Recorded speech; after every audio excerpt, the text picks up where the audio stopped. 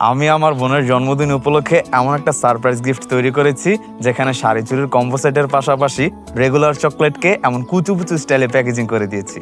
আর এইটা আমি কিভাবে তৈরি করেছি সেটাই তুলে ধরবো আজকের এই ভিডিওতে। শুরু করছি কেনাকাটার মাধ্যমে, এতে করে আপনারা জানতে পারবেন সব মিলিয়ে এই গিফটের মধ্যে কি কি থাকছে। শাড়ির সাথে কালার মিল রেখে নীল রঙের 2টা চুড়ির সেটও নিয়েছি। বিশেষ করে নীল রঙের শাড়িতে মেয়েদের আমার চোখে একটু বেশি ভালো লাগে, তাই নীল রঙের সবকিছুই কিনেছি। জন্মদিনে একটু মিষ্টিমুখ করার জন্য সাথে একটা কেকও রেখেছি। এখন সাজসজ্জার জন্য একটা কুলা নিয়ে চলে গেলাম বাড়িতে। যেহেতু এর উপরে সবকিছু রাখা হবে, তাই এর রং কালো করে দিয়েছি যেন হাইলাইট আর কন্ট্রাস্টটা একটু ভালো লাগে। এখন চকলেট মডিফিকেশন করার পালা। এগুলো স্কেচ করে মূলত তৈরি করতে হয়, মানে এমন ডিজাইন হাতে আঁকতে হয়। ফোনের মাধ্যমে যে কোনো স্কেচিং অ্যাপ দিয়ে এগুলো এঁকে প্রিন্ট আউট করে মাপ অনুযায়ী কেটে জোড়া লাগিয়ে আপনিও তৈরি করতে পারবেন এমন কাস্টম চকলেট। আমরা যেটাকে র্যাপিং পেপার নামে চিনি, এই পেপারের এই পার্টটা সামনের পার্টটা না দিয়ে যদি পিছনের সিলভার কালারের পার্টটা দেওয়া হয়, তাহলে কিন্তু বিষয়টা দেখতে আরো সুন্দর লাগে। বড় করে একটা গিফট বক্সও তৈরি করেছি, যার মধ্যে গিফটটা রেখে ভরপুর বেলুন দিয়ে দেব। এখন ঝুড়ি সাজানোর পালা। এতক্ষণ যা যা কিনেছি তার সবকিছুই একে একে ঝুড়িতে রেখে দিচ্ছি।